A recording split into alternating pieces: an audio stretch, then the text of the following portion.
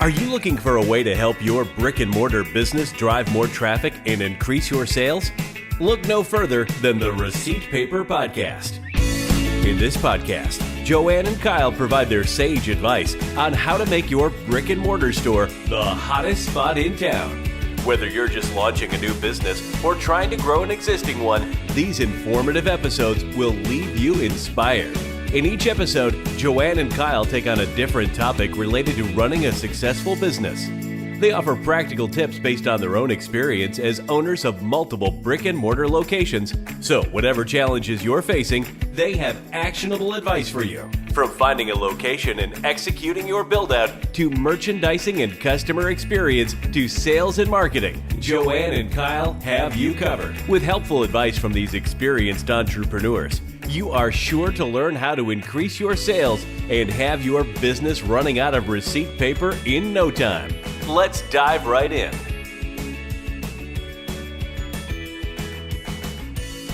Welcome to the Receipt Paper Podcast. This is JoJo coming to you live here from Dallas, Texas. This week we're doing something a little different. We thought that we would share with you one of our replays from our most recent masterclass on how to find a profitable location for your business. I loved the energy in this class. We will be walking you through not only how to find a profitable location, but exactly what to look for. And the people on this call were asking incredible questions, and we answered them all in this replay. So we thought that we would share it with you so you can gain that knowledge. Before we dive in, I wanted you to be aware that the doors to Brick-and-Mortar Academy are now open.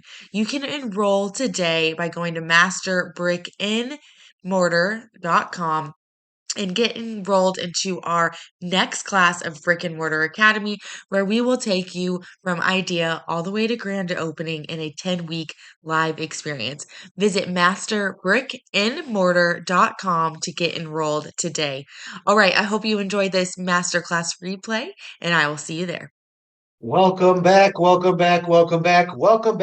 day 3 of the Master Brick-and-Mortar Boot Camp. How are we feeling, JoJo? It doesn't get easier to say. No, it doesn't.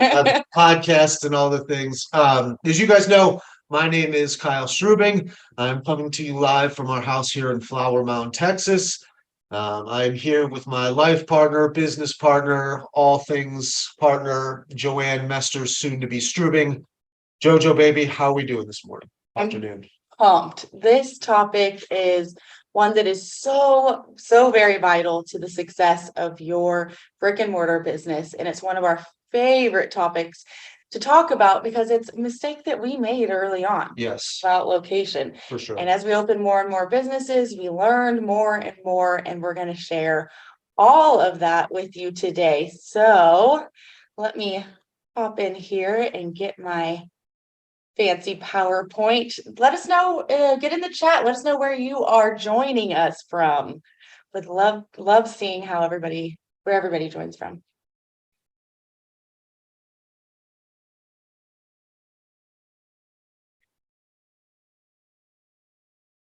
Tucson, Arizona, San Francisco,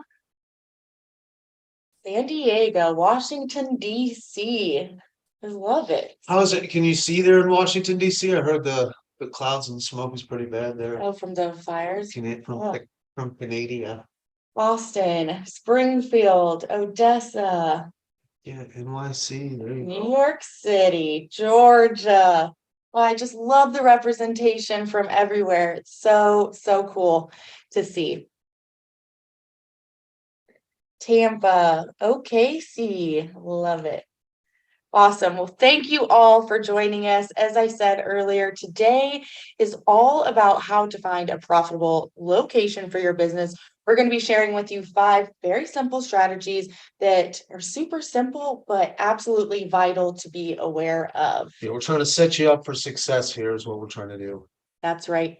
So we're going to take you from feeling confused or overwhelmed or unsure about your next decision to feeling confident and clear on exactly how to go about finding a location for your business. So by the end of our time together, you're going to learn how to find a location and 5 key strategies to ensure your location sets you up for profitability. Who's ready to dive in? Give me a yes in the chat. All right, stay with us till the end. We had 2 winners yesterday of our Amazon gift cards. Woohoo! I love the yeses. And we are giving away 2 more today. So stay with us till the end. We love giving away some Amazon gift cards to help you get started on your brick and mortar business journey. We will also be doing Q&A again. I know all of you have been enjoying hopping in and asking questions, so we'll be doing that again today.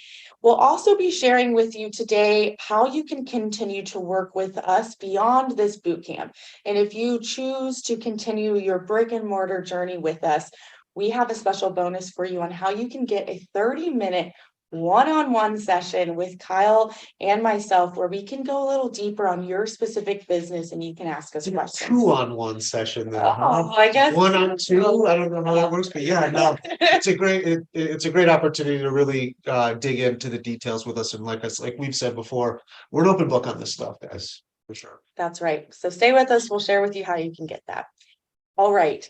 You guys have been showing up live. You've invested in yourself and taking the time. Those who really spend time with us live tend to get the most out of our trainings. So let's make this count. Let's turn off those distractions and really focus on our time here together today.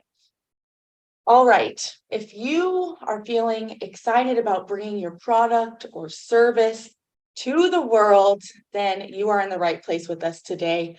If you are feeling motivated to leave that 9-to-5 or build a job that you are in love with, then you are most certainly in the right place with us today. Or maybe you are just feeling intrigued by the idea of owning a brick and mortar business, intrigued by the idea of creating some passive income or some more revenue, then you are most certainly in the right place with us today. So I'd love to know, which one are you? Are you excited to bring your passion to others? Are you motivated to be your own boss? Or are you intrigued by the earning potential that a brick and mortar business can provide? Tell us in the chat, which one are you? Love to know. I think when we first started, it was definitely a little bit of intrigued by the earning potential and very motivated to be our own boss. We were tired of being in the corporate world. All of the above. I love that. All excited, all. Yes. Well, you guys are in the right place. Whatever your motivation may be, we are here to support you on this journey. We've been in the trenches before with many others, and that's what we're here to do with you today. So yeah, I just wanted to kind of go through and show you, just relate a little bit on this and go through our story. The overall arcing theme about the story is that it was not perfect. Okay. We started 5 years ago in an industry that was, I want to say volatile, maybe. It was something very new. We felt very confident in it for sure.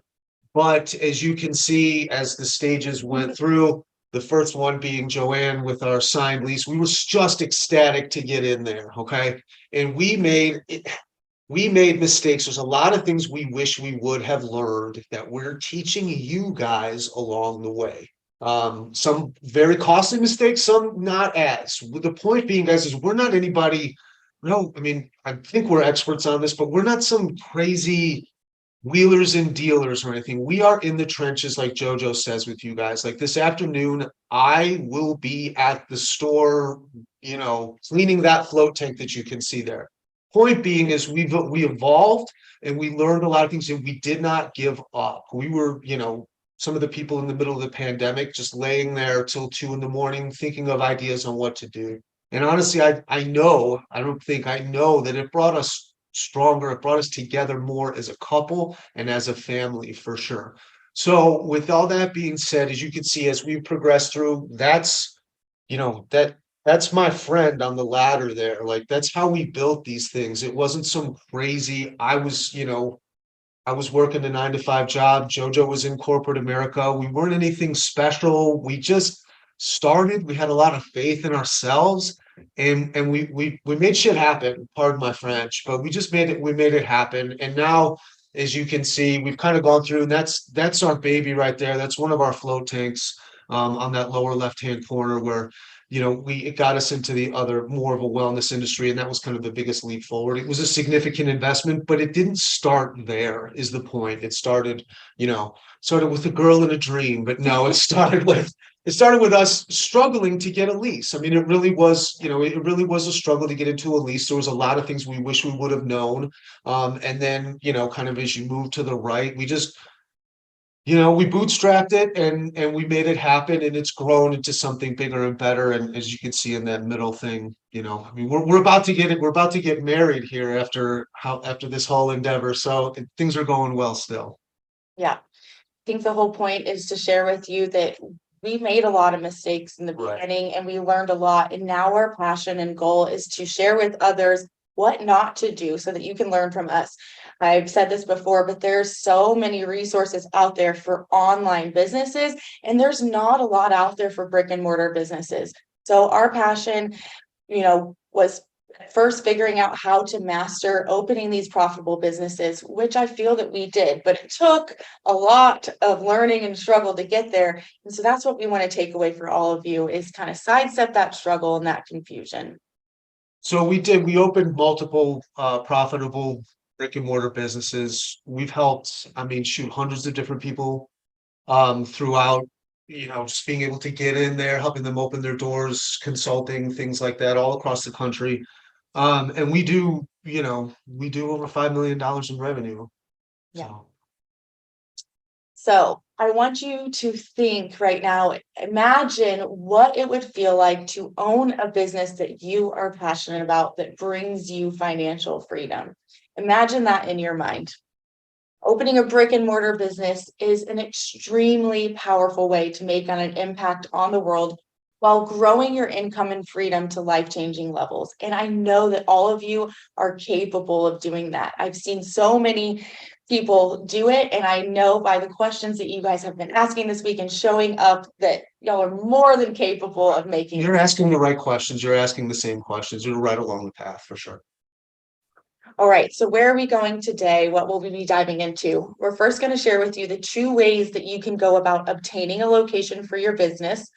No matter which way that you choose, I want you to feel empowered with some tools on how to find commercial locations. We're going to share those with you. We're going to walk you through the 5 pillars of what makes a good location. And I got a resource for you that you can take with you moving forward, which is your location checklist. Then we are going to share with you about how you can work with us moving forward. And as always, we're going to end with some live Q&A and giveaways. That's my favorite part. Who's excited? Let's go. Let's get going in that chat for sure. All right. You want to kick us off? I'll kick us off. Step 1, finding a location. There's 2 options, right? One of them can be to find a real estate agent, or the second one is going to be going solo. Finding and securing that on your own, which makes sense, obviously, right? Yeah. So one caveat here is if you are buying your location outright, we typically always recommend that you do work with a real estate agent. But if you are leasing, then you do have the option to go through that lease process of finding and securing your location on your own. So we're going to walk you through the pros and cons of that here in a minute. Option number 1 is using that real estate agent. Commercial real estate agent is going to be someone who works with the clients, you guys, to sell or rent properties used for business purposes. Commercial real estate agents are paid off of commissions. I believe it's from the property management or the landlord during the duration of the lease. You still pay for it if you think it's all built into the cost of your actual lease. So don't get any Don't get any ideas that, nothing in this world's for free, for sure. So, it is in there. One of the pros, and like I said, like we mentioned, I think yesterday or the day before, we did go with a commercial real estate agent the first time. One of the pros was the expertise and knowledge. It was time saving. For us, it cut down on the learning curve 100%. You are able to leverage off of their network. You have somebody who has a frame of mind, and you can leverage their negotiation skills. And also you can have a peace of mind. You don't feel like you have to own the thing altogether in and of yourself. Some of the cons, like I said before, they make a cut. And that sounds, like, okay, cool, but when you think about it, over 3, 4, 5 year lease, if they make 100, that's $100. That's a significant amount of money. And I know sometimes negotiations can get caught up with that as well. You know, like I said, that was the biggest kind of lease for me. The second thing was you do have limited control. You're getting some secondhand knowledge sometime on the terms, stuff like that. It was definitely a con for sure. And then communication issues. That was probably one of the biggest cons we had. It was just he didn't move fast enough. Yeah. He just flat out didn't move fast enough, and we were aggressive. We were ready to go. We had some pressures on us internally, and because we were due to the franchise, he just wasn't moving fast enough for sure for us. So what you want to do is definitely make the best decision for you, Yeah. right? I'm not, whatever works best for you personally, and take those things into consideration. It might be worth it to pay that extra. Yeah, if it's your first business and you don't feel confident negotiating and you just want that extra backing, then maybe it makes sense to use a real estate agent. But if you have negotiation and sales skills and you're ready to go in there and make this happen and save some money, then that's a great option too. Right. So just make that best decision for you. All right. A lot of times this is when people start saying like, man, do I have to be an expert? Do I have to have a bachelor's degree in business to open my business? Do I need like heavy negotiation skills? And I don't want you to get stuck on that.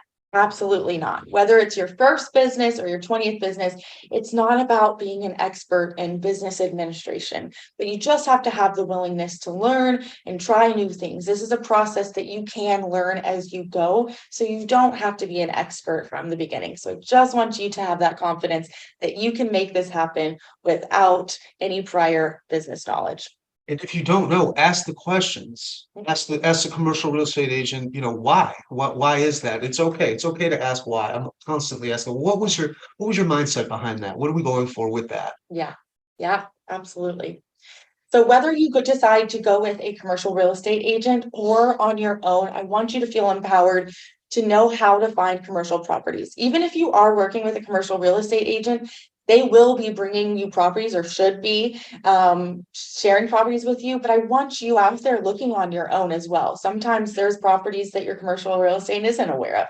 So there's two primary ways that we always go about this. First, you are going to laugh, but it works for us every time. And it is simply driving around and looking for those for lease signs.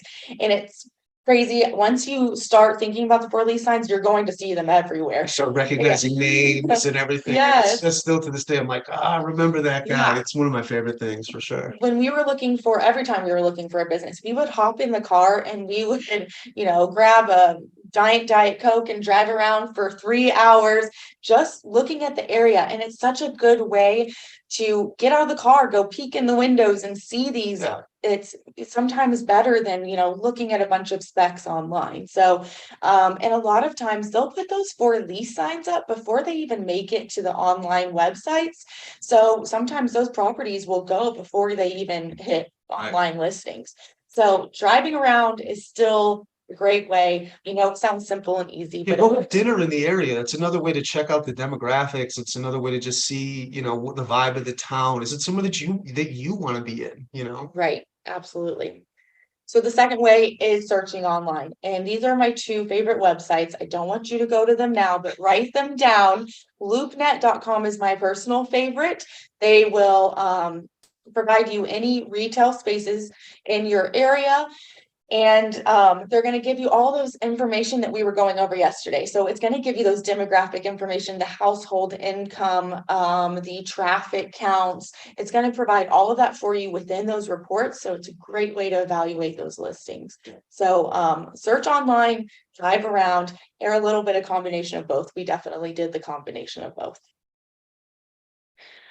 All right. Let's move on to the 5 pillars of a good location.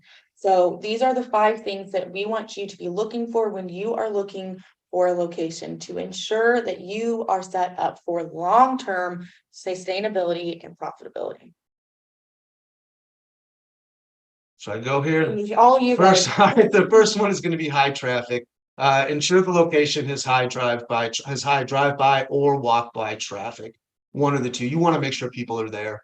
You want to make sure people are there. You don't want to have to, that's just that extra step to have them get. If you have them in that immediate area, this is just going to make it that much easier.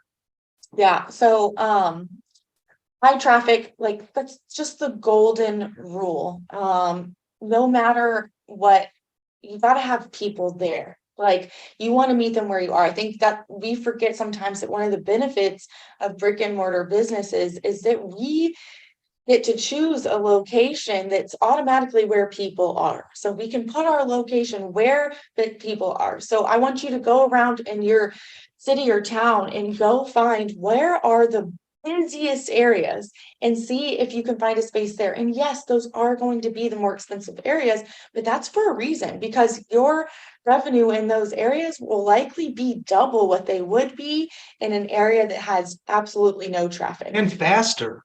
And overall, just faster. You won't have to have as many impressions. Yeah. So, when you look at those reports, you can look at those traffic counts. So they'll tell you how many people are actually driving by. There will be counts like daytime traffic and nighttime traffic. So consider those things, like when you are thinking about, like, is my business going to be open at night? Like, if it's not, then you want high daytime traffic. And then consider the walk by traffic. And the best way to evaluate that is just driving there, right? Like we would go there multiple times a day and go see how many people are sitting in the parking lot, how many people are walking by.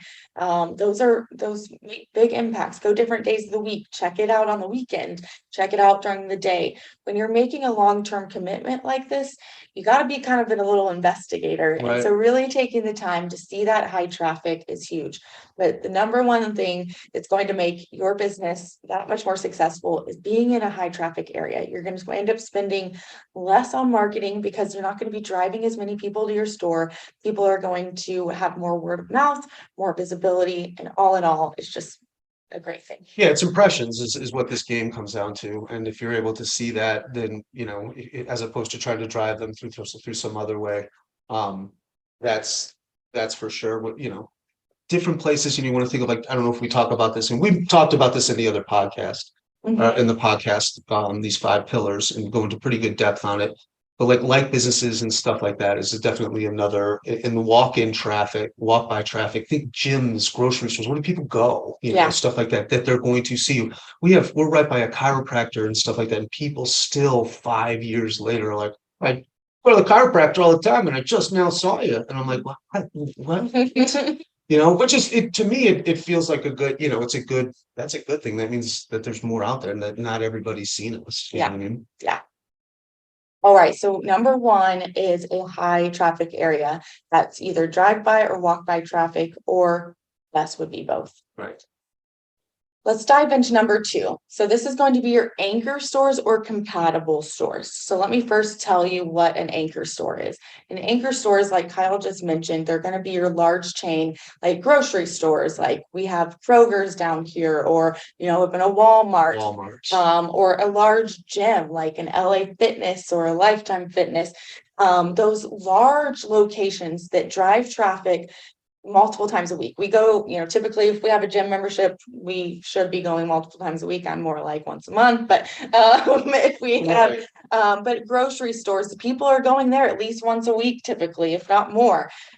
Those are places that people frequent and are naturally drawing tons of traffic. So when you see most shopping centers, you usually see like one anchor store and a bunch of like smaller retail locations. So if you are able to be in a location with a large chain anchor store, that is great for your business. Now, not every shopping center is going to have an anchor store per se. So the next thing that we would look for are compatible stores. So compatible stores are stores that have a similar audience as yours. So yesterday we took the time to dive into your ideal customer avatar. So that was who your ideal customer is. Now, for a compatible store, you want to see stores that have a similar ideal customer avatar as yours. So, for example, a lot of times you will see like massage studios and nail salons right next to each other. And they do that for a reason because they have a crossover audience. So, a lot of times, maybe when you're going to get a massage or your hair done or something, then it makes sense to just hop over right next to them and get your nails done. So, look for businesses that would have the same audience as you. So when they walk by, like we do get a lot of business from the chiropractor because they are there for some sort of health reason. And so then they hop over and they're curious about other ways that they can Pain and help inflammation, their and health. that's one of the things that we help with. Smoothie Factory was right next to us, all that stuff, it all drove traffic. See, a lot of things to this, our Frisco store were anchored to a Walmart. And I think the rent on that, it was about the same size, right? But the rent on that it was higher because it was next to a Walmart. But we made that up in the marketing. Our marketing budget was so much less because you Yeah, had people, tens of thousands of people, not flying by you on Preston Road at 60 miles an hour, not on the highway like that Plano store was. They were going by at 10, 15 miles an hour, and they would just stop. I yeah, mean, they would see we do a lot of things to catch people's eye and stuff like that. We had flags, we had, cheap things like that, guerrilla marketing, yard signs. Yeah, and it got people in, and just because they were on their way to Walmart, not doing much shopping, and then, hey, I drove by 3, 4 times, and just today I decided to stop by. yeah, That we didn't, I mean, you don't really have to, I didn't have to pay or send them a letter. Or yeah, they didn't have to see us on Facebook 17 times. They just saw the building because what they were doing in their day-to-day life. yeah. And it's hard to quantify that actual number, but it really does. We've seen it time and time again with the different locations. It's just a significantly less amount in marketing. It's just Yeah. people already there. Absolutely. All right. So number one was high traffic. Number two was an anchor store or a compatible store. Number three is competition. You want to dive in here, Kyle? Yes, competition. Boo, no. Definitely evaluate your nearby competition and see if it will help or if it will hurt, right? When we have people right across the street from us, we opened first, but it didn't necessarily hurt us as much because of the demographics and everything like that. With the city itself was big enough to support it. Um, so it just wasn't, but you don't need to be right across the street if you can avoid it, let's say, Yeah. and then also, like we said before, we told you how yesterday and how to kind of evaluate a lot of that. Yeah. But as far as location is concerned, yeah, yes and no. I mean, if you guys are doing something a little bit different, it doesn't always hurt. CVSs are always right across the street from, Yeah. Walgreens. Yeah, I think competition can be a great thing or it can be a harmful thing. I think the key thing is that you just need to be aware of where your competition is around you when you're looking at locations. Sometimes it's a great thing. Like if you have a very specialized business, like let's say you're a horse feed store that specializes in XYZ, there probably aren't a lot of those businesses. So people might be traveling from a very far distance to get to you. So it might actually make sense to be near your competition. That way, when they don't find what they're looking for, they just hop across the street and go to you. So in some scenarios, it is a good thing to be near your competition because of that convenience. But other times, if there's not enough demand, then you don't want to be right next to them if you can prevent it. Now, does that mean competition isn't going to come in from the future? I think we've told you that is definitely not the case. So really making sure that you are differentiating yourself and focusing on your niche, like we went over yesterday, is vital, is absolutely vital. Sure. All right. So number three, competition. Evaluate if it's good or bad for your business, and make sure you're just aware of where your competition is as you look for locations. Number four is visibility. Now, this is probably the most important one in my opinion. I always say envision the front of your store as a billboard, because guess what? It is. It is a giant billboard. You are paying for a giant billboard every month. And if nobody can see your billboard, then it's practically useless. So a lot of people will find locations. Maybe it's very high traffic and there is an anchor store. It's right next to a grocery store. It's at the very back end of the unit. And unless you knew it was there, you can't see it. And to be honest, our first location was kind of similar to that. We had compatible businesses, we were a high traffic road, but we went with the very side corner end unit, the only one that was available, because we were just so excited to open and we had to have it. And to be honest, in the beginning, it was a little bit of a struggle to get people to visibly see us. It was our third choice. I mean, it really was. Yeah, yeah. And I think by the time we got to our second and third and fourth, like, we were able to see the difference of, when your store was extremely visible and right next to a Walmart, the traffic just naturally flowed in. It didn't take months like our first one. Sure. So, which there are always ways around it, and you can adapt like we did with our first store. We just found more signage, but if you can have that visibility from day one, it's a game Yeah, if changer. you can't see it from the street, then, I mean, things to take into consideration, like, can that tree be cut down? Or it's seasonally, right? If it's winter and there's a tree in front, like, I'm saying this because we have a tree right in front of at our store, we have to make sure that that's trimmed up, but it was something to definitely take into consideration. All Yeah, of those things. Is it being blocked? Is it, do people fly by here at 80 miles an hour? All of that. I mean, Yeah. it's all is to be taken into consideration. A sign is a significant investment in your business. Will it be seen? yes, yep. Will it be seen? I think that's a great point on the obstructions, go see, is there a tree that's gonna grow over the sign? We did that, and we were able to negotiate in our lease that the tree was gonna be trimmed. Right. Is there a big pole that makes it invisible from the opposite side of the road? Go look for those things and scope out and just make sure every square footage of the front of your building is going to be visible. From all angles. Yes. Yeah, for sure. And I mean, I don't know if we touch on this, but like the marquee, or, is the marquee visible to see your name? Is there space on the marquee for you to Yes. go on there? So that when they're driving to Walmart, they see 10 Barrel Brewing Company all the time. I mean, Right. do they offer these things? Are they actively working towards promoting your business as well? Absolutely, yes. All right, so number 5 is the square footage. You want to dive in here, Kyle? Yeah, so you definitely want to take into consideration not only what your business needs now, or what you're looking for in the future. You want to consider, like ancillary businesses and all types of different services, things of that nature. When we dealt with Samantha, so I remember dealing with Samantha. She did that women's clothing boutique, certainly not my forte, but she had a hell of a time finding a location. And she ended up going with one that wasn't all that visible. Now, we advised her super hard against this. I'll be totally honest with you. And she was strong-willed, she had a plan, and she had a ton of drive, and it was great. She ended up going with that location. And she was able to, it was pretty obstructed too, if I'm not too mistaken. But she ended up going with that location because, like us, I don't want to say she panicked, but she felt forced into the situation. She did go with it. It ended up working, but she used signs and was able to figure out kind of the traffic pattern and customer flow.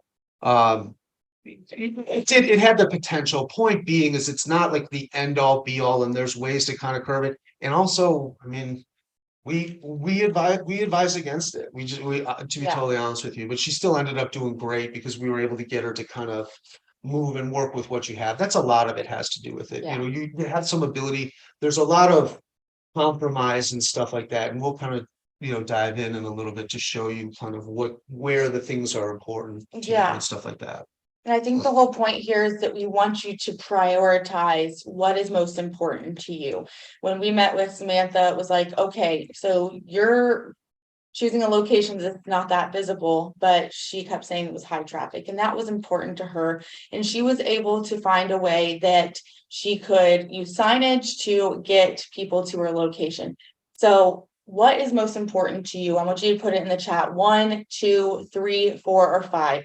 Is it having square footage that is on point? Is it making sure that your competition isn't around? Is it making sure that your business is visible and people can be seen? Is it finding a location that's near an anchor store or compatible businesses?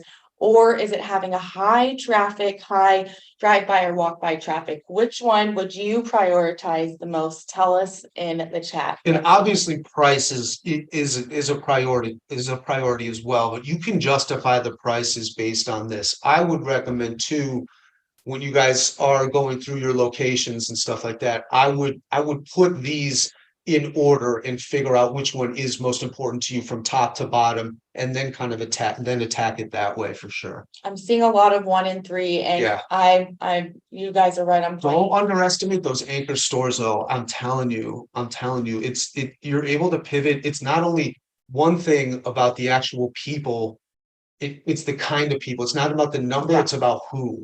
It really is. It's about who, not how many. That's another thing that was able to really dig in on. And I think that you brought up a good point with price, because that's where one of the biggest mistakes that we see people make is they make the decision on their lease, or I'm sorry, on their location solely based on the cost of their lease. And I'm here to tell you, going with the least expensive space is not a good idea. Like, I promise you, I can assure you that even if you're just paying $1,000 more a month, it's likely that your sales could be $10,000 more.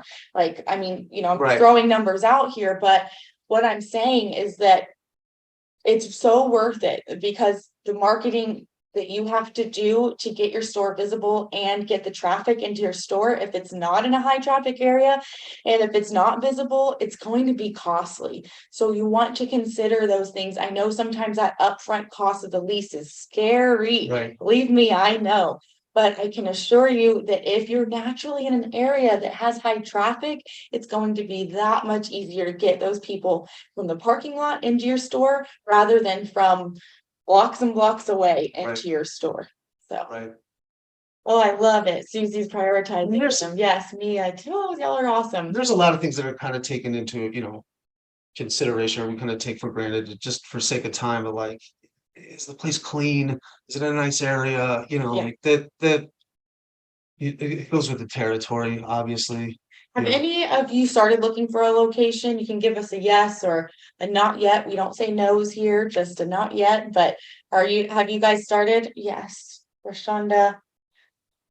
Kind of, sorta. Yes. Love it. Perfect.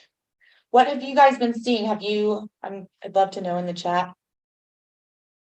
Have you been finding places with high traffic that are visible? Anchor stores? There's a ton of availability down in DFW. I mean, yeah, I think unfortunately some businesses didn't survive the pandemic, so there are a lot of commercial real estate open. Well, a lot of businesses weren't doing well prior to the pandemic and found clauses and used the pandemic as an out. That is another thing that we saw a lot of. That it was like, wait a second, that store was doing fine. They were able to just they were able to get out of leases. Yeah, get out of leases. Yeah. Perfect. Love it. Not great visibility. A lot really expensive. Paula, I know that the expense can be worrisome, but like I said, obviously if it's not feasible for you, don't put yourself in a bad position, but just consider maybe you will have to spend less on your marketing budget if the property is more expensive. And don't be afraid. I know sometimes, like our first business, we were so excited. We did rush in a little bit to our lease. And if we would have been a little bit more patient, something visible may have popped up. So don't let the excitement make you move on a bad decision. But sometimes at the end of the day, you do just have to make the best decision for that time being. And if it does have high traffic, maybe not visibility, there are ways. If we didn't have that specific place though, I don't know that we'd be doing what we're doing there right now. The space was built out a certain way. It was, looking back on it in the beginning, we were so naive. We wanted something right up by this, right up by that.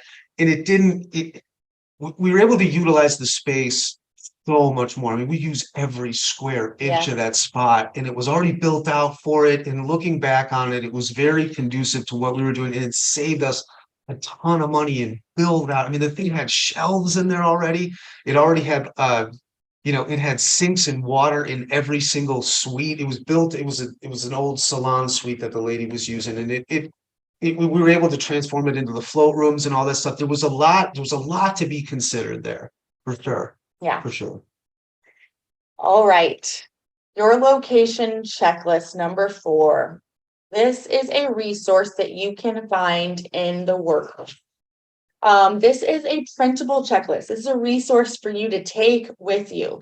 Now, so what I want you to do is take this checklist with you when you physically tour the locations. All the information on here, like square footage, traffic count, the price, the population, household income, that's information that the landlord should be providing you. But if they are not, I want you to ask them these questions. Fill out this checklist when you go into these locations to visit. You're going to write down what you like about the location and what you don't like about the location. And then after you go visit your multiple locations, I want you to visit more than one. I want you to use this checklist to compare locations so that you can sometimes just having a visual physically in front of you that you can see, okay, this is the price of this one, but this is the traffic count of this one.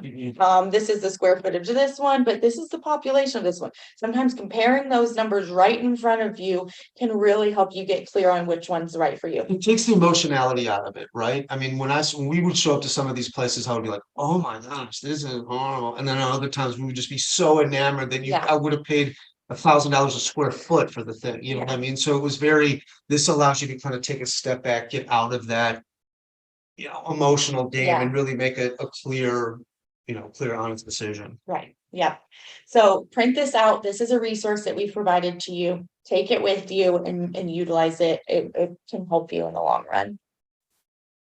All right. So I want you to ask yourself this question, and some of you were sharing this the other day, but what would you stop doing if you had a profitable brick and mortar business? One of our clients, we asked a couple of our clients this question, and Eric said, I was able to stop working for others and start being his own boss. He said he wanted to stop wearing a suit. Yeah. He still want to go to work in a damn suit anymore, as you understand. Cool guy. So nice beard. Are you like Eric? Are you wanting to stop working for others? Or maybe you're like Andrea, who opened a pet grooming salon. She was able to stop feeling like something was missing in her life. She was in the corporate world and she started doing something she enjoyed, which was working with animals and being around other people that brought more joy to her life. So tell us in the chat, what is it that you would stop doing? Is it you would stop working for someone you don't like? Is it that you would stop cleaning your house and hire a maid? What is it? Tell us what you would stop doing. I would stop working for others. That's the goal, right? Do something that makes you happy. I love it. I love it. That is the absolute goal. Have more time to do what I'm passionate about. That's beautiful. Stop working for others. I know. It's incredible to be your own boss. Stop searching for the perfect job. Definitely hiring the maid. I like that. Stop worrying about the next thing. Yeah. You worry about that thing. You worry about your thing. Yeah. Live and not exist. That's beautiful. That's great. Never go back to a corporate job. That's awesome. Love it. Love it. Yes. So taking the time to really find the right location. I touched on this earlier, but be patient. Take the time. Use these 5 pillars. A lot of you already prioritize which ones are more important for you. I want you to write those down. Keep those with you as you go throughout the location process and make sure that you're not just letting that excitement cross one of those off of your list. So keep that in the back of your mind. So my question for you is, would you like us to virtually hold your hand through the process of building and opening your brick and mortar business? Give us a yes if you'd like our help in the chat. All right. Kyle, you want to? So you've got 2 options here, right? You guys can go on your own, right? And based on the questions, you guys are fantastic. You have motivation, you have this, you have that. You are not any different than we were 5 years ago. There are things, however, where we come into play with the option 2 is we can do it together, right? The idea is to prevent you from making some mistake that you never even knew. Mistakes are typically right when something you do you have a mistake, it happens. You're not at fault when you never anticipated something. How could you possibly anticipate something, right? How would you know that you could have saved money on the front end of your lease by foregoing all of these things? That's what we're here to do. I'm not going to paint your ceiling tile for you, as though I'd love to. I've been fantastic at it.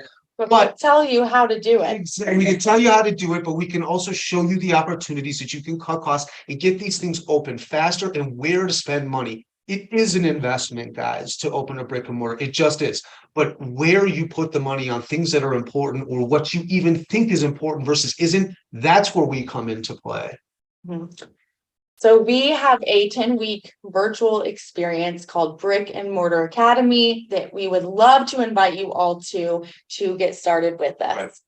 Brick-and-Mortar Academy is the only training of its kind out there that teaches you exactly how to open a profitable, long-lasting brick-and-mortar business without the confusion and overwhelm and guessing what to do next. So inside of Brick-and-Mortar Academy, we take you from idea all the way to grand opening with a module that walks you through every single step. We've really just touched the surface here this week of how to get started. But inside the Academy, you will learn things like how to create a business plan that sets you up for success.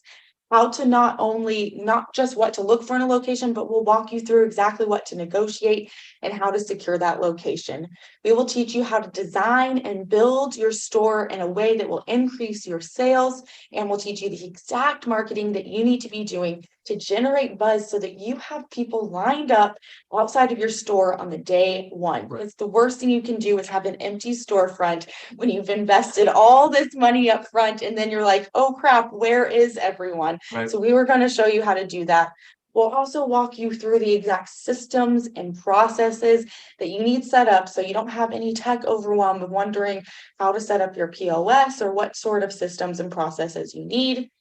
We'll walk you through effective merchandising strategies that will help you increase your sales so that you know how to display your products or your furniture or the layout of your store that increases customer flow. These are things that we've studied and learned over the years, and now we're sharing with you. We've also got sales strategies on not how just to gain customers, but create them into raving fans. That's what we're going for. Fans, not customers, guys. And we'll show you how to run a successful grand opening that is not only busy and packed, but doesn't have a bunch of issues on that day, like we did on our first one. But on our second and third, we nailed it, and we've got a checklist that shows you exactly how to do that. And that's the whole point, is by that, is to get you to, so that it feels like you're at that third one. All right. So inside of the experience, it's a 10-week long experience that is 8 modules sharing with you our exact roadmap and strategies to opening a profitable brick and mortar business. Now, we normally charge around $5,000 starting when we work with people one-on-one consulting in this way. But that's not what we are going to be charging. No, we're not charging you that. That's not, no. But not only will you get those 8 modules, but you will get 10 weeks of live Q&A. I know you guys have been finding this Q&A sessions valuable. You get to bring your specific questions and we provide you personalized answers. So we will have a private Facebook group community where we can continue the momentum and network that you guys have already been creating. And we will do 1 hour long Q&As for 10 weeks straight. So as you go out through this process, you can bring your questions to us, which is a $997 value. So we are not special. I said this earlier, right? I didn't have 30, 40 years of retail experience. I mean, I don't even think I never even worked at a clothing store or anything like that. We just figured it out through a lot of trial and error and a lot of, I don't want to say bad decisions, a lot of decisions that seemed right at the time and made a lot of sense.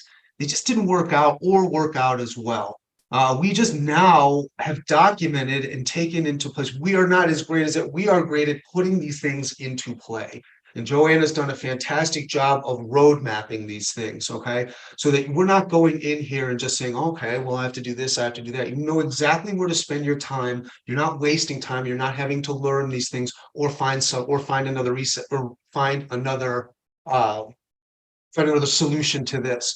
Typically, a lot of people, or what we've seen, have, as we've gotten into this, if we're almost a partner in this. And a lot of these businesses and a lot of stores that we've worked with, we have we have interest in these stores, but we don't want that with you guys. It's not what we're going for. We just want to be here to help you guys in this fashion, to help keep you moving in that way and teaching and really, really teaching and guiding you in the proper way. So you don't make that $2,500 purchase that was totally unnecessary with no ROI. That's the value in what we're trying to do. That's right. Absolutely. So as another bonus, in addition to the 10 weeks of weekly live Q&A, we will be sharing with you our ultimate marketing toolkit. This includes over 500 done-for-you templates that you can customize to utilize on social media. It also includes the cheat sheets for how to utilize Instagram and Facebook to drive local traffic, because that's a different world than if you're just selling online. Right. We've got guides on how to go live on social media prompts. It's a packed full marketing toolkit that's super valuable, something would have helped me a lot. Yeah, the work's already done there. That in and of itself, you'll make your investment back with those, not in time, but by using those posts to drive traffic. It's an automatic way to see just how you're able to track the traffic. So that's another $1,000 value. And with our program, if you sign up with us, you do get a 14-day money back guarantee. So if you do the work, you get started with us for 2 weeks, and you are not satisfied, all you have to do is show us that you've done the work, and we'll gladly give you a No one refund. ever does this. I mean, you guys know what you're getting. We've been together for the last 3 days. You guys know what you're getting here. So it's what you see is what you get. And bonus number 3, this is probably one of I think the most valuable, is we're going to provide you an exclusive legal masterclass with an actual lawyer. So we're not going to sit there and pretend that we can answer your legal questions. And I know there's a lot of them when you get started in brick and mortar business, but we are going to have an actual lawyer spend a private class with just you guys for a Q&A and a session on what you should be looking out for and how to protect your business. So that's another $600 value. That 501c3, all that stuff showed up before. He can definitely lend help on that too for the nonprofits. So here's what you get. You're going to get 8 modules over the course of 10 weeks inside of a private Facebook community. You will have access to ask us questions throughout the entire experience anytime, but we will also come to you for live Q&As for those 10 weeks. You'll get the ultimate marketing toolkit and the exclusive legal masterclass with a lawyer himself. It's a total value of $7,500. Yeah. Not charging you that. But we know you're just getting started, and like us, Right. any investment that you make in the beginning is scary. So we want to make this more feasible for you. So the total cost of our 10-week program is only $997. And we're making it even easier for you to get started today by just making 6 monthly payments of $197. So you can get started in our program for $197 today. And Adriana is putting the link in the chat if you want to get started. And at the beginning, I told you that there was a way to get a 30-minute free one-on-one session with us. So if you take action on this quickly, Brick and Mortar Academy, we are only enrolling people until the 18th because we are getting started with a live experience on the 19th. So it will close on the 18th. But if you sign up today, before we're even done with this call, we're going to give you a 30-minute one-on-one strategy session with both me and Kyle, so that we can sit down with you personally and get to know you better and help you better throughout the whole experience, because we're going to know your business and be able to guide you and direct you even more. So you have to sign up by the time we're done with the Q&A. This bonus will go away. You will still be able to enroll in the academy, but we won't be giving away this free bonus. But we love rewarding our fast action go-getters. Yes. Another tongue twister. Fast So here's what you will come by joining us. You will overcome the fear of no one coming into your business. I know that's a huge fear, but we're going to make sure that that doesn't happen. We're going to overcome the fear of putting yourself out there or the fear of investing in your business. Sometimes you're not sure what to invest in, but we're going to make sure that you know exactly what to invest in and when and what not to invest in. Sure. We're going to overcome that fear of going all in your business and the fear of not knowing what to do or when to do it.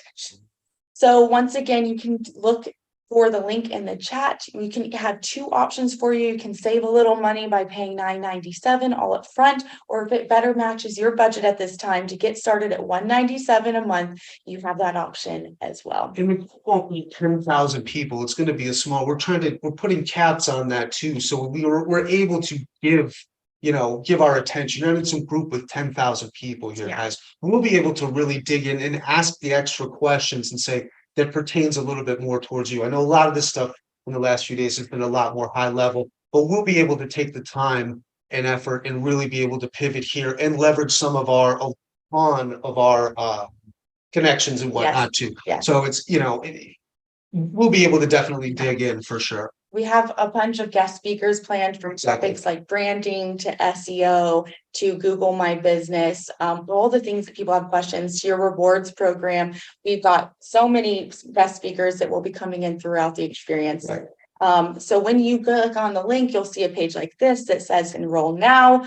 You can pick which payment option is right for you, the $9.97 or the $197.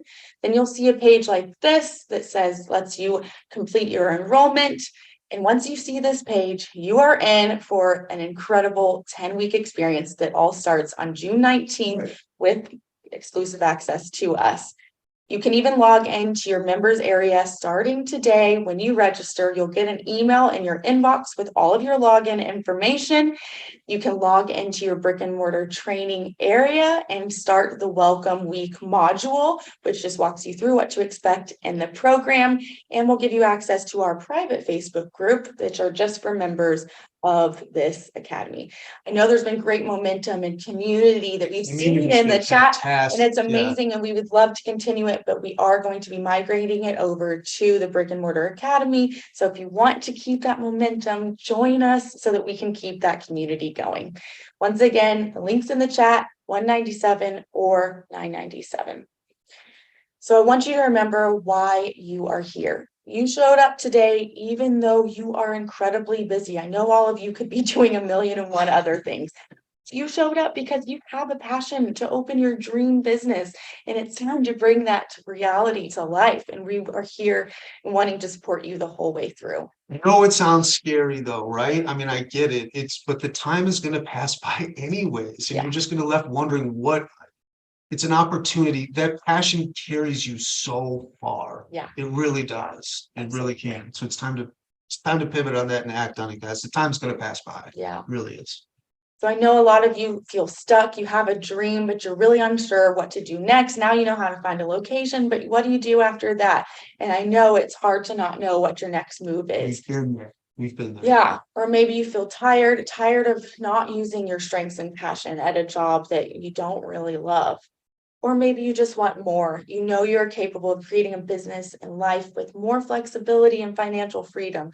The other day, I was able to jump in the pool at 2:00 in the afternoon before going to the store on like a random Tuesday. And I was like, this is really cool. Like 5 years ago, I never would have dreamed that was possible. And that was just a dream come true. It's the little things, honestly, right? I mean, it's that we have more time together. We have better conversations. We're not entangled in some drama in corporate America that takes up brain space. It just does. Yes. It just does. So once again, we got the link in the chat. We'd love for you to join us and get started with us. And don't forget that we have the 30-minute bonus one-on-one strategy session with us if you sign up on this call. So we are going to get started with some Q&A. I see a lot of questions in the chat already, but if you are on the fence for some reason, I'd love for you to put in the chat, I'm on the fence because, and let us know if we can help you better understand if this is right for you, because we don't want you to join if this isn't a good fit for you, but if you are considering it, we'd love to answer your questions. So let's move on with some Q&A. I think first up we have Claudia, who would like to know, what do you think about starting in a location like Salon Suites? So I think that's like the salon suites where you can rent a specific room. Right. And I don't think that's a bad idea. If I'd love to know what your specific business is, Claudia, if you want to put that in the chat. I mean, if they're selling fireworks out of there, I would. Yeah. But it's all going to come down to what the customer experience is going to look like. You know, when they walk in the door, and does your product match with everything? You know what I'm saying? It's all about the customer experience. Yeah. That's what I would say. So yeah, she's a woman's clothing boutique. Women's clothing. Yeah. So I think that would be a great fit actually, because there's going to be Yeah. naturally a lot of women coming to those salon suites, which is driving traffic for you. So some things that I would try to really take advantage of would be signage. Where is the sign going to be for your business? And are you able to have signage that is clearly visible to anybody coming into those salon suites? Are they going to see you? Just make sure that that's going to be there. If so, I think that's a good way to drive traffic. Yeah. Or the and unit promote your right next to business. it, right? Yeah. I mean, Yeah. it'd be a good way to start. I don't think it's a terrible way to start. Yeah. You could scale from there, for sure. Yeah, I think that's Sure. a great, good option. All right, Lauren says, can you touch on the pros and cons of a looming recession on establishing a brick and mortar? I've got something, and then you can share here.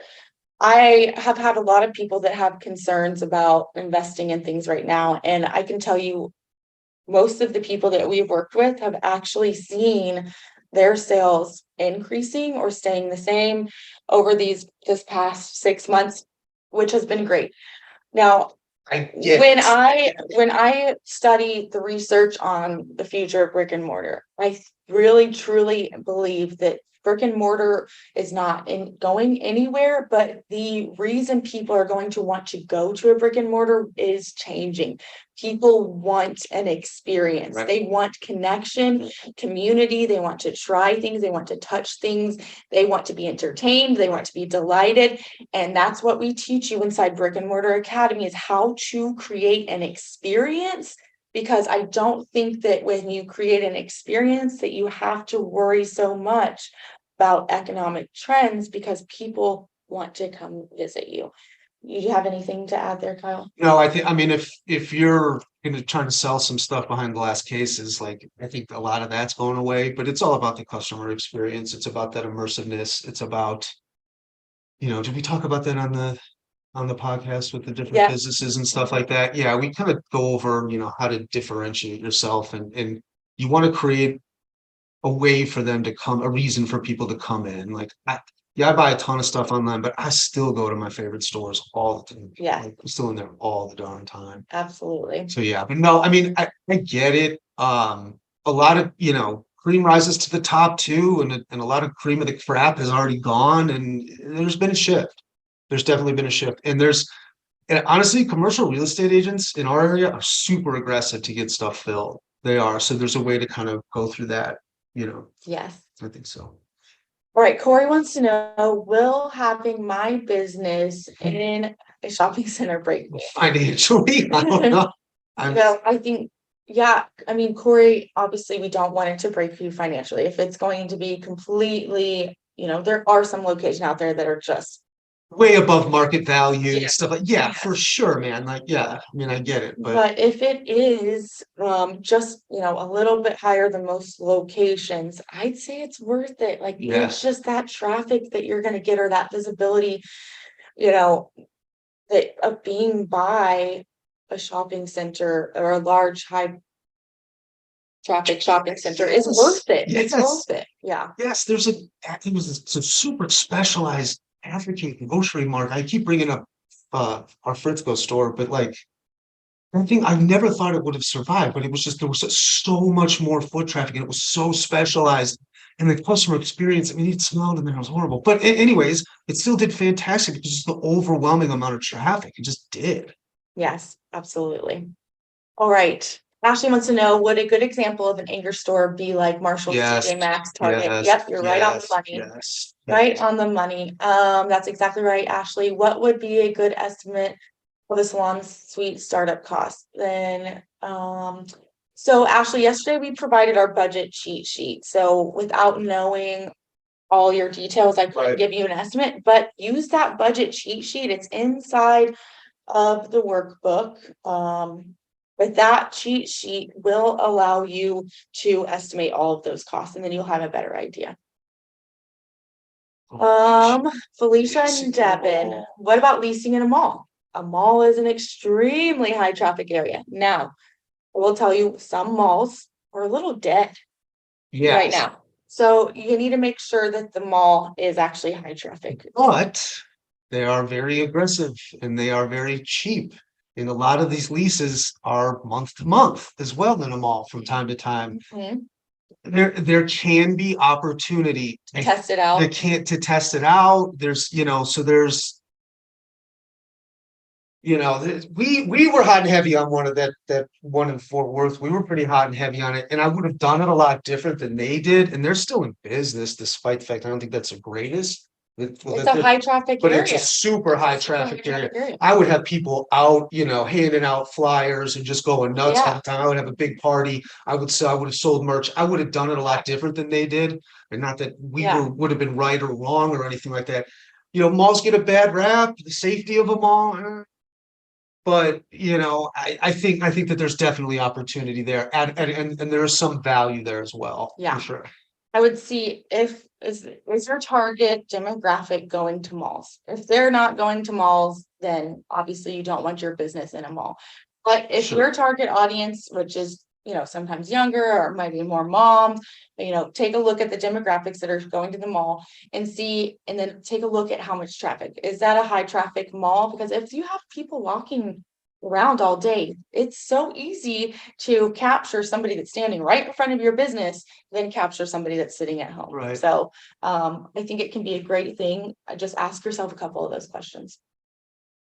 Okay, Yvette, when should we negotiate the lease? Right away. Should I do it in the beginning or when the lawyer gets involved after the lease is generated? Okay, so typically, if you decide you want to move forward with a location, you will provide them what's called a letter of intent. Right. Inside Brick-and-Mortar Academy, we should provide you a letter of intent template that you can use, and that kicks off the negotiation process. Mhm. If you are using a commercial real estate agent, they will do this process for you. If you're doing it yourself, you will start with that letter of intent. Like I said, we have that template inside of Brick-and-Mortar Academy, and we walk you through exactly how to use that.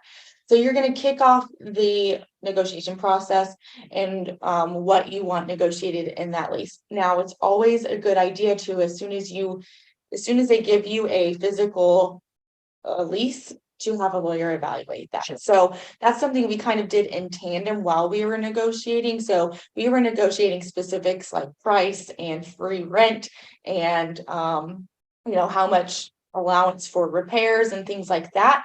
But the lawyer was going and reading the dotted lines of, hey, can I get out of this if there's a pandemic? Yeah, we had lawyers review the final goal. So yeah. And the negotiations don't always happen on the lease term or lease amount too, like Joanne touched on. It could be T&A, it could be TA allowance, it could be free rent, it could be any of these things. So these are levers to pull. Also keep in mind as you're viewing something or you're purchasing anything, don't walk in there and go, oh my gosh, this is right by Walmart. And you're saying this in front of the agent, you want to kind of say, oh, I don't know if that's going to work for me, and just kind of play it even, Steven, because we were so excited the first time that they had us over a barrel and they knew it. And we kind of, but as we got a little bit more savvy to it towards, as we did the second and third, all that stuff. Yes. All right. We've got a question. Can you repeat what you said about square footage? I'm not sure what it was exactly that we had said, but essentially with square footage, you want to ensure that you have the room to grow. If you let's say you're just starting off with some small product lines, but you want to add in product lines or services, you want that space to be able to grow with you and your business. But you also don't want too much space. I hate walking into retail stores and it looks like there's two things in there. So you just want to be careful that you're not getting more space than you need. Plus that just means you're paying for more than you really need. So if I didn't answer exactly what it was, let me know. Yeah. All right, Lashonda wants to know, can you explain the build out process for retail space? Is it just like picking out upgrades for a new home construction or is there already a blueprint for the commercial space? Most of the time, your build out is all on you. So there's two different types of build outs. So if you get a second generation build out unit, means somebody's already been in there. So there's already walls, there's already a bathroom, Water. there's already things like that. Most of the time, then you're just going to go make changes. Maybe you're going to change the paint, maybe you're going to paint the ceiling tile. Maybe you want to add in some shelves and add in furniture, and that's something that you can do on your own. So that's something to consider when you're looking at the spaces. Now, or you might need to cut down all those walls and completely reconstruct it. Right. Now, if you're doing that, you'll typically hire a general contractor to manage that job. And we have a guide inside of Brick and Mortar Academy that is your complete guide to hiring and working with a general contractor. So they will help you guide you through that experience. You'll want to talk to them before you sign your lease, because they're going to tell you likely how much it is going to cost to get inside that space and build it the way that you want it.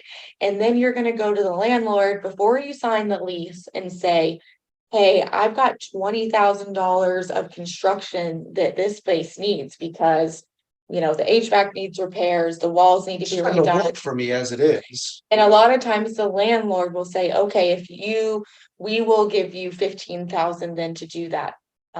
So like they'll pay X that back. amounts worth of free rent while you do the build out, things like that. But no, I mean, that's kind of the beauty of it, is you can manipulate it how you want, and then use we used our people on it, which was great because we were able to save money. Yeah. It's like I had a guy who could do, as long as he's within code and he'll pass an inspection, then there's really no, I mean, we used it as an advantage. And I could do so much, me and my friends could do so much of the work too. And it was nice because we could still basically pay ourselves to do that allowance. Yeah. So if you haven't signed up with us for Brick and Mortar Academy, these are all things that we go into great detail. Yes. So grab the link in the chat, get signed up. You want to take advantage of this 30-minute one-on-one session with us. I promise you it'll be so valuable. If you are on the fence, tell us why you're on the fence, or if you've signed up, let us know that you have signed up. We cannot wait to get started.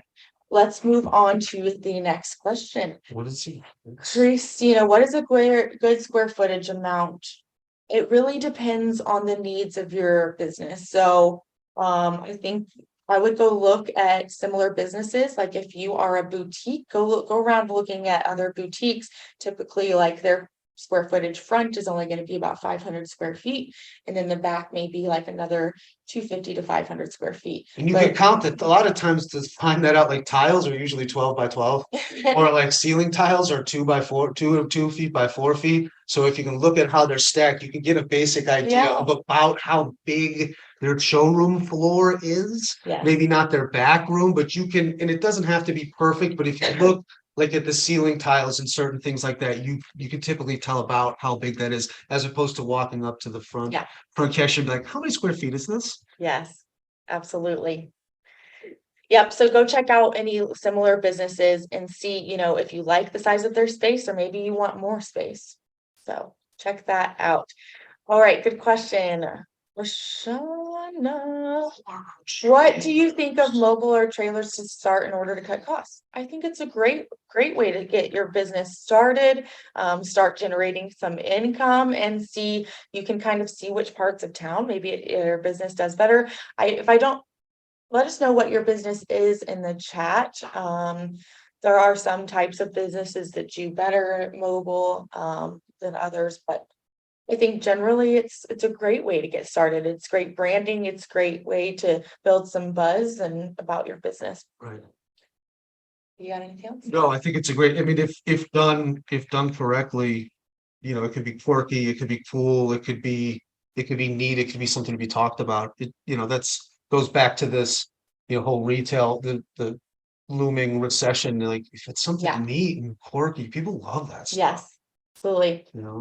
All right, our timer's out, but we're going to keep on rolling with questions since there's a lot of questions here today. But don't forget to register, where we'll still give that 30-minute one-on-one session if you register before we get off the call today. So link Abriana has put in the chat. don't forget to join us. All right, Susie wants to know, current location I'm looking at is high traffic, Sweet. drive-by traffic, medium visibility, low anchor, nearby companies. Game plan is eye-catching signage, higher marketing budget, Okay. stay connected to everyone who visits. My worry is failing. What are options of getting out of leases that you have seen? Susie, I love that you're already thinking about, okay, I'm going to use signage to draw in that high drive-by traffic and that you're considering a higher marketing budget because of it. Sure. That's incredible. I will say high drive-by traffic is a great thing. You really can, use, Flush up with yards. yeah, yard signs, sign spinners. I mean, you'd be surprised by those little silly tacky things, how much they grab your Check with attention. your city too. They'll give you ideas on the signage and the things that you can do and can't do. And it'll tell you, like, honestly, stuff that I never even thought of. I was like, oh shoot, we should do that, like balloons and stuff. So that's another way to check. So I would double check with the city on that too if you're gonna use high signage. So I know you have concerns about failing, but I can tell you from all the plans that you're doing here, I really think that you are setting yourself up for success here. But options of getting out of the leases that you've seen, I mean, it's rare, but sometimes people have negotiated like just a 1-year lease so that they do have that option, or like a like 1-year reevaluation period. It's not always likely that landlords will give that, but it's something you could ask for. We found other tenants and what's it called, have been cool with it. Landlords and stuff have been cool. That if we've essentially sold the business, had a sale of the business, and then they were able to move someone else in, and that has gotten people out of leases before. So what Kyle's talking about is, so we had one location, we were just so busy and we couldn't manage it anymore. So we actually found somebody to come take over the lease. Right. And, so you do have that option if you wanted to find somebody else that wanted to open their business in that same location. Maybe you give them your customer contacts, things like that. There are ways to find other people, and the landlord typically, isn't, if it's another tenant, it's another tenant. Right. They're not mad about that. Right. We just had to do what we had to do. There are things like obviously natural disaster, pandemic clauses that could safeguard you from anything like that, or an environmental disaster. I would make sure, but I'm hoping we don't have to worry about that again. We've had guys get up due to HVAC problems, water. I mean, yeah, you can make something. Yeah. I would say, I think more, this is a mindset shift that you need to just set yourself up and change that perspective that you are not going to fail. Just go in and go at this knowing that you are setting yourself up for success and you're willing to do whatever it takes to get there. And I think that you're already doing that, Susie. Okay, next question. What is the number range that you would consider to be high traffic? The location I'm interested in is Lamar Street in Arlington, and is near I-30.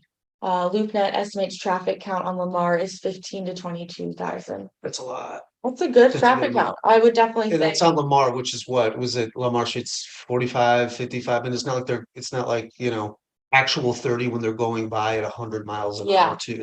Which is another thing to consider. So when I'm comparing traffic counts, I'm just comparing location to location. So, when I start saying traffic count in this city, it may be completely different in another city. So it's hard for me to give you a specific idea, but what I want you to do is go look at all the locations that you are comparing and just compare the traffic counts there. Which ones are higher than the other? But I think that sounds like a great one. So I want to own a strip mall with several businesses. Me too. Can you direct me to how I can get a strip mall? Oh man.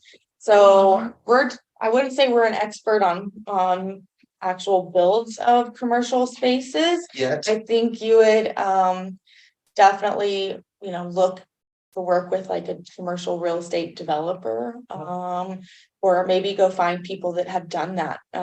But we can reach out to our network and see if we know of anyone. Yeah. All right.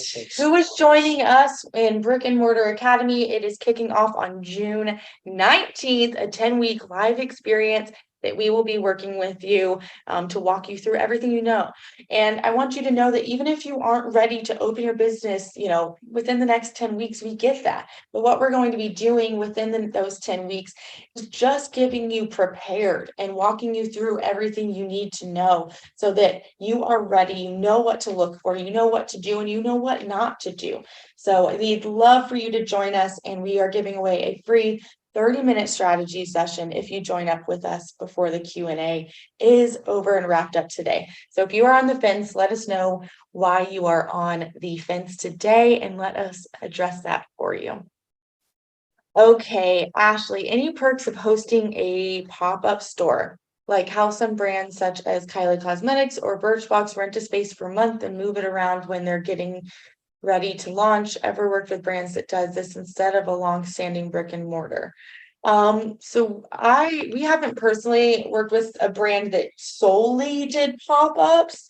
I think just because we specialize more in the brick and mortar, but we have a lot of brick and mortars that do pop-ups at other businesses. And like we have one that does one every single weekend, and that's a huge part of their profit and how they drive traffic is every single weekend they're popping up at different locations. So it's, hey, go visit our store or come see us at this pop-up. I think it's a great way to especially in the beginning, drive traffic to your store and just increase your brand awareness. So anytime you can do that, and I can't see it a bad thing if your business is just getting started. If you want to start that way, to start testing out the waters and increasing your brand, I don't think that's a bad idea. So love that. All right. I really want to do it, but I'm on the fence because I don't have the full concept or the description of my business. Fair. I'm afraid that my business idea is not different enough from other companies. Well, Skylar, that's exactly what we help you do in the academy. You may have one idea, and after working with us, you may shift it to another idea. But what we help you do is continue the conversation that we started this week on how to differentiate yourself and how to set yourself apart. And we walk you through things like how to create your business philosophy and mission statement so you can get more clear on what it is that you want to provide as a business, so that you can be confident that your concept is there.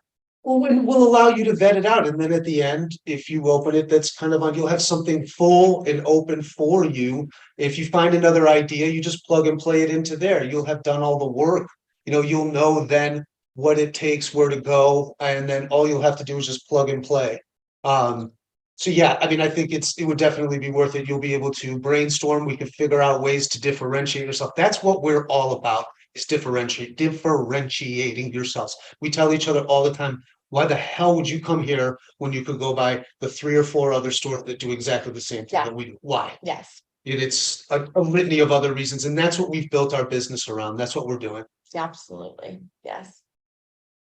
Okay, Felicia is looking at a location that is at a busy location. It is downtown and there's a lot of drive-through traffic, but not a lot of walk-through traffic. Would that be a good location? Absolutely. Sometimes, if there's just people driving by and your sign is visible, it's like a billboard, then anybody that's interested, one other thing I would just check, is it easy to turn into? Is easy to park there? Yeah. And is there space? Because if a lot of people are driving by and they see you, bingo, I want to go there, then they can pull in. That's great. That's a good thing. But make sure that they can pull in. Like Kyle said, there's enough parking. It's easy to access. Yeah, your challenge is to get them out of their car then, right? I mean, just get them to slow down, slow down, and then pull in. And there's a litany of other ways to do that. Once they're there, I mean, the people are there, they're there. We just got to get them, get them that last step. Yes. All right. So Marie says she's on the fence because of funding. So her, yes. We're going on funding tomorrow, aren't we? Yes, so you feel stuck. I get that, Marie. We were there too. When we first got started, we set out all of our startup costs and we didn't have the money. Right. But we just kept moving forward. We kept putting one foot in front of the other. We were starting to look for locations before we even knew how we were going to pay for it. Right. But the more and more that we moved forward, the more and more things started falling together. And I just truly believe that in the entrepreneurial world, that's how it works. So that tomorrow we are going to share with you some ideas on how to get grants, how options for looking at investors, options for looking at loans, and just ways that you can save money and ideas to get you starting to make money.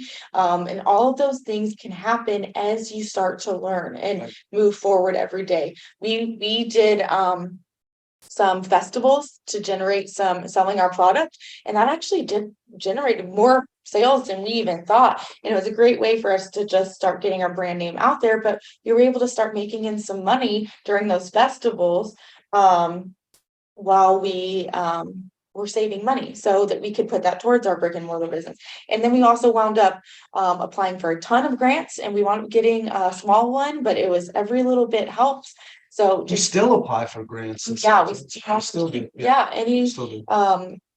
so keep moving forward. And tomorrow we're going to walk you through exactly how to look for those things.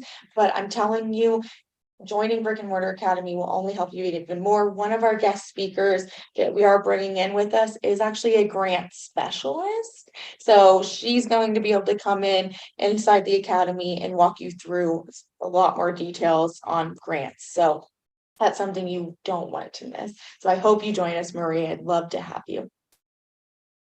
All right. Any other questions? If you are on the fence, let us know. I am on the fence because, and we will address that here for you on the call. Looks like we're running through all of the questions. If you have any questions, let us know. If you have not signed up yet, we want you in the academy. We want to continue helping you on this journey. We have been there. We don't teach you anything that we have not done ourselves and that we have not validated or proven for it to work for us. And so we want you to walk you through that process and be here for you, holding your hand through every step of the way. So I hope that you join us. Remember, if you join before we're off of this call, we will give you that 30-minute free one-on-one strategy session with Kyle and myself. Anybody else on? Dog's going. All right. We will be back here tomorrow for funding on everything, how to fund your business, whether it's grants, loans, saving. We got a ton of ideas for you tomorrow. We hope that you join us in Brick and Mortar Academy. It's only going to be open to enroll until the 18th, so please sign up before then. And we do have 2 gift cards to give away. You see here. Okay, we've got 2 giveaway winners. And the drum roll. We are giving those to Bernice Jackson and Skylar Kraut. I hope I said that correctly. We will be emailing you those virtual gift cards, Amazon gift cards. Congratulations. We are so excited for you. Awesome. Thank you so much for joining us and interacting with us in the chat today. We can't wait to be back with you tomorrow, and we hope to see you inside of Brick and Mortar Academy.